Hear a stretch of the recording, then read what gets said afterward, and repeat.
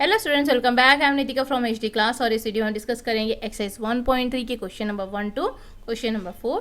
Rest of the questions हम next video में discuss करेंगे। वीडियो लेंदी ना हो इसलिए हमने यहाँ पर question number 1 to question number 4 लिया है।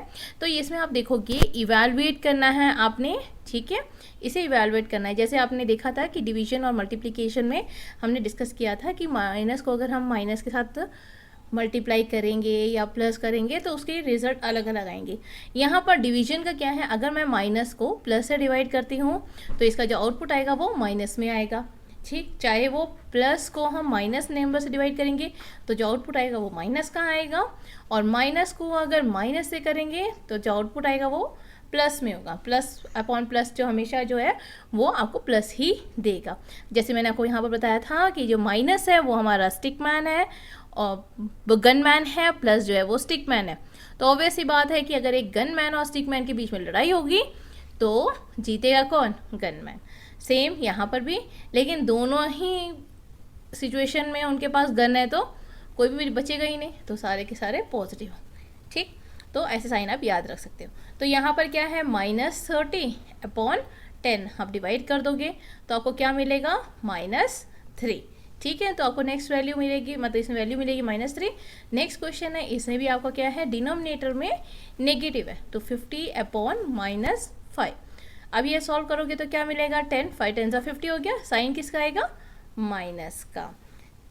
नेक्स्ट क्वेश्चन, यहाँ पर क्या है, डिनोमिनेटर और न्यूमिनेटर दोनों में क्या है, माइनस साइन है, यानी -36 अपॉन 9। पहले तो नॉर्मल हम डिवाइड करेंगे, 4 9 से 36 होता है तो यहाँ 4 लिख दिया, लेकिन दोनों में नेगेटिव है तो आउटपुट में हमें क्या मिलेगा? पॉजिटिव। आई होप आपको क्लियर हो गया। नेक्स्ट क्वेश्चन है जिसमें क्या है, -49 अपॉन 49। तो यहाँ पर हमारा 49 हम एज इट इज़ लिखेंगे और डिनोमिनेटर में 49। अब दोनों तो न्यूमरेटर और डिनोमिनेटर दोनों सेम है तो आंसर आ गया 1। साइन क्या होगा? माइनस का। क्लियर।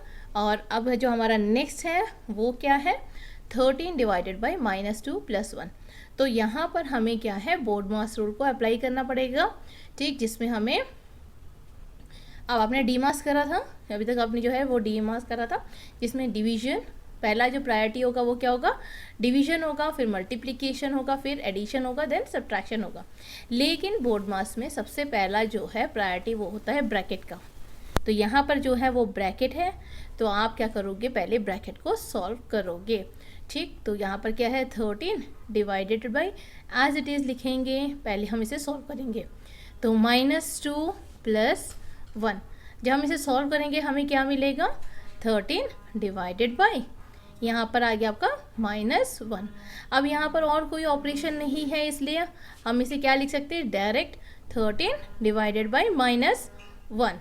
तो अब ये हो गया 13 और डिनोमिनेटर में हो गया -1, तो आंसर कितना आया, -13। -13 क्यों आया? क्योंकि डिनोमिनेटर में 1 है और आपका न्यूमिनेटर में 13 है। क्लियर हो गया। अब नेक्स्ट जो क्वेश्चन है उसमें क्या है, 0 अपॉन -12। हम अगर कोई भी नंबर यानी 0 को किसी भी नंबर से डिवाइड करेंगे ना, आंसर हमेशा क्या आएगा, 0 आएगा। अब नेक्स्ट क्वेश्चन में इसे भी हमने क्या करना है, ब्रैकेट को सॉल्व करना है। तो हम पहले क्या करेंगे, -31 डिवाइडेड बाई, यहाँ इसके ब्रैकेट को ओपन करेंगे तो -30 - 1। क्लियर। अब ये -31 एज इट इज़ रहेगा हमारा और हम इसे सॉल्व करेंगे। दोनों में क्या है, नेगेटिव है। जब दोनों नेगेटिव है तो क्या हो जाएंगे, यानी दोनों की गन है तो और दोनों एक साथ साथ घूम रहे हैं तो यहाँ फाइटिंग नहीं हो रही है क्योंकि प्लस और माइनस का है, तो यहाँ पर फाइटिंग नहीं है, दोनों साथ साथ घूम रहे हैं तो दोनों दोस्त बन जाएंगे, ये ऐड हो जाएगा, ठीक। तो साइन जो है वो -31 होगा, तो -31 अपॉन -31 क्या मिला आपको, 1। क्लियर। नेक्स्ट क्वेश्चन है उसमें हमारा क्या है, -36 डिवाइडेड बाई 12 डिवाइडेड बाई 3। तो बोर्डमास के अकॉर्डिंग पहले हमें क्या करना होगा, ब्रैकेट को सॉल्व करना होगा, देन हम आगे बढ़ेंगे। उसमें मैटर नहीं करता है कि वो प्लस का है चाहे माइनस का है। तो यहाँ पर आप क्या करोगे, -36 डिवाइडेड बाय 12, ठीक, और डिवाइडेड बाय 3।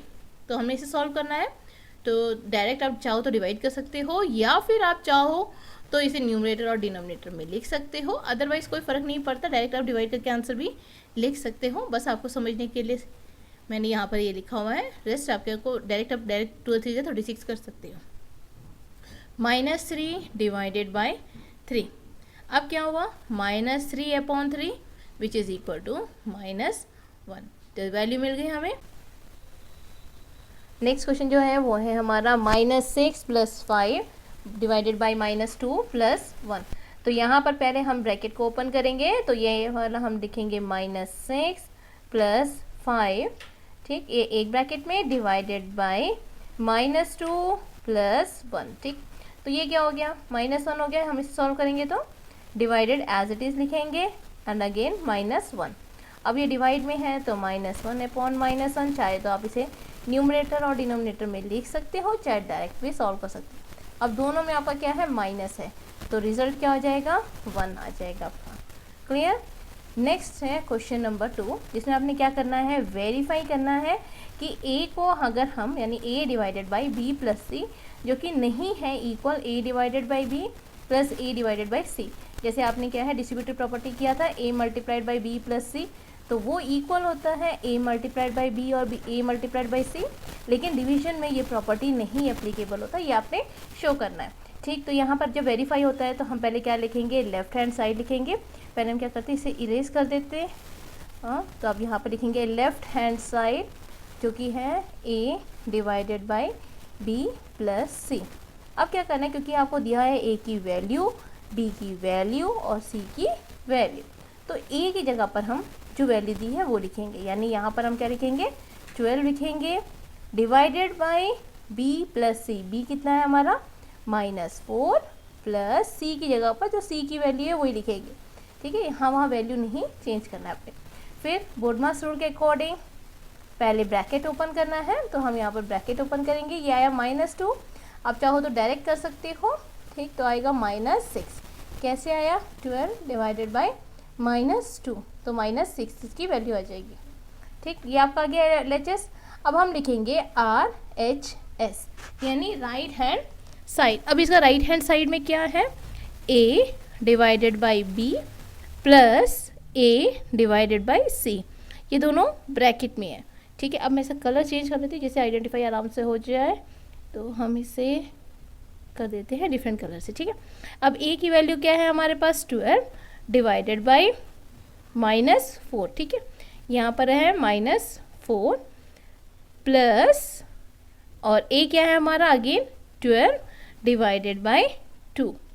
अब इसे सॉल्व करते हैं तो कितना आया -3 आ गया, 12 को -4 से करेंगे तो -3 आएगा, और अगर 12 को 2 से डिवाइड करेंगे तो 6 आएगा, ठीक है। आप चाहो तो ऐसे भी कर सकते हो 12 डिवाइडेड बाई -4, तो 4 3 से 12 आता है, माइनस साइन आ गया। उसी तरह 12 डिवाइडेड बाई 2, 2 6 12 पॉजिटिव आ गया। अब ये आया -3 + 6, हमारे पास वैल्यू कितनी आ गई +3। क्या LHS और RHS दोनों इक्वल हैं? नहीं है, क्योंकि LHS हमारा -6 आया और RHS जो है वो हमारा क्या है 3 आया, तो LHS is not equal to RHS, ठीक है। तो ये आपको हो गया कि ये वैल्यू इक्वल नहीं है, तो यही आपने प्रूव करना था, ठीक, क्योंकि वेरीफाई में नॉट इक्वल टू लिखना था, तो हमने वो प्रूव कर दिया।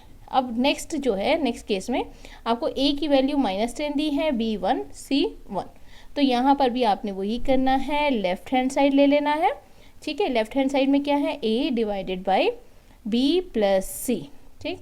a हमारा है -10 डिवाइडेड बाई b की वैल्यू कितनी है 1 + 1, -10 डिवाइडेड बाई 1 + 1 कितना होता है 2, जब हम डिवाइड करेंगे तो कितना आया -5, चाहे तो आप ऐसे लिख सकते हो -10/2 -5, ठीक है। दोनों का मतलब सेम है, डिवाइड करने से मतलब है। अब हमारा आता है राइट हैंड साइड। अब इसका भी इंक चेंज कर कलर चेंज कर लेते हैं जिससे कि हमारा आसान हो जाए, ठीक है।